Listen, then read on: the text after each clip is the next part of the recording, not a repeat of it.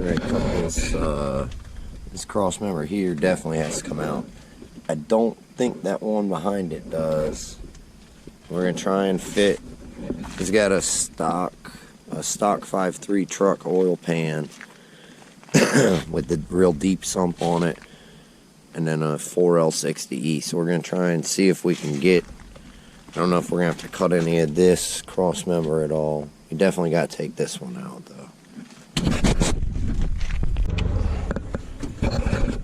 Alright, so about the third time now trying to put this in here. So you gotta cut this factory trans cross member. I'm gonna eventually grind the rivets off, I think, and take this out. I might actually leave these in order to make a mid-motor plate. And then I had to cut there's another cross member. It seems like all it does is holds the linkage assembly for the emergency brake. But it looked like that was gonna clear, but it's just barely in the way. I took the bracket off here. That was for the clutch assembly, for the factory clutch. And I took these motor mounts off. I think I could have made those almost work. I'm gonna try to use this factory mount. I almost could have used this with the mounts that are on the frame. There's another mount that goes onto this from the Silverado this engine came from. And it's a big flat piece. So I think, I don't know, I'm gonna have to get it back in here. I think it might fit here. So we're gonna try that, I think. And it looks like, I'm trying to determine if this oil pan, I think most people change this oil pan with one that's shorter. But I think, I don't know. If the engine's up just a little bit, it might make it. So we gotta try that. With the front end sitting over there, all in one piece. That's pretty easy to put this in when it's all apart like that.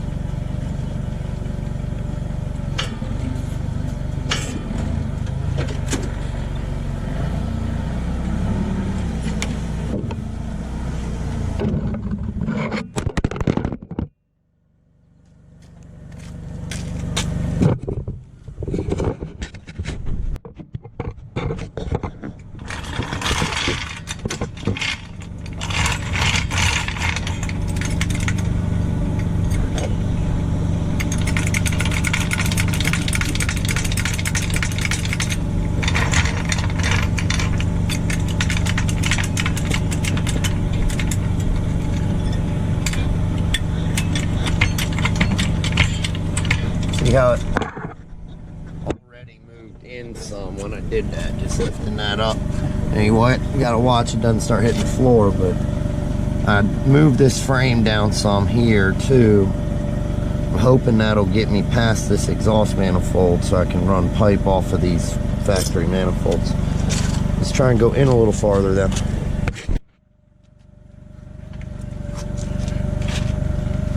So I unplugged this map sensor. That gets you a lot of extra room actually, like, well, a lot when you're trying to cram an engine in, like an inch. I think there's space down there still.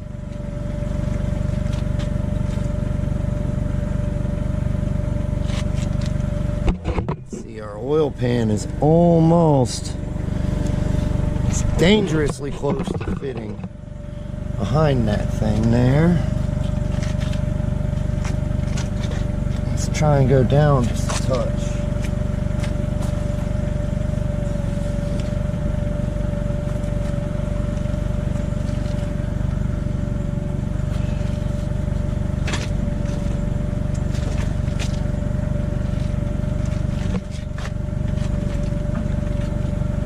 Shoot, we are in there now. This exhaust is still really way too close, but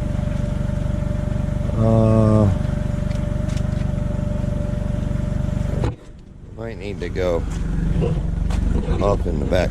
Yeah, so this is the best engine hoist ever. Little Caterpillar.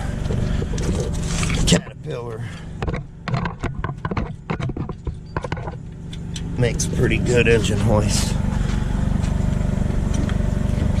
Pretty convenient. I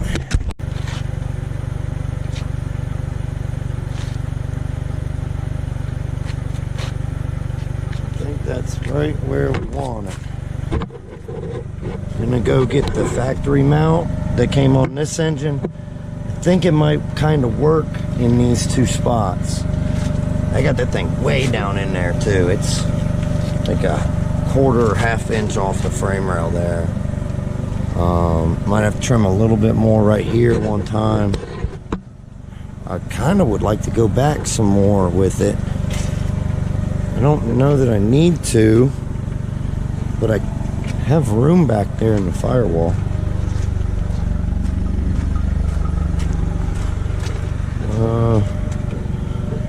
Yeah, we might go back another inch or two and go get those factory mounts and see what they look like, if they're gonna fit down in this opening or how much we're gonna have to cut off of them.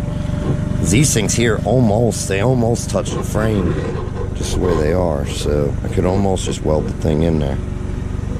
That's pretty much how it's gonna sit. It's got a little bit of a slant back, but the truck's sitting up a little because I've got it up in the front right now, so that's pretty close to where we want that thing. I believe it's centered. You want to watch with this that you're centered here. It has a hole in the frame, and then in the back you can measure between the frame rails or whatever works to know for certain that you have it in here in a straight line, or else your drive shaft will do some weird stuff, vibrations. It is in. That is way tighter than I thought it was going to be, but it is in there. Sitting down. Got to make a trans cross member, or put a trans cross member in it, and figure out something for these motor mounts. Right now I got it on the factory mount on top of the frame rail with maybe 1.5 inches of wood there. And these are rubber mounts here, so really all you would need is a space, some sort of steel bracket to put in here, or you could weld well, you wouldn't really want to weld this directly because then you'd have to unbolt the motor mount from the block, but it fits with the factory manifolds if you trim some frame rail back. And let's see, I didn't change anything. I didn't change the oil pan. I didn't do any of the stuff that it says that you have to do on the internet to make it fit.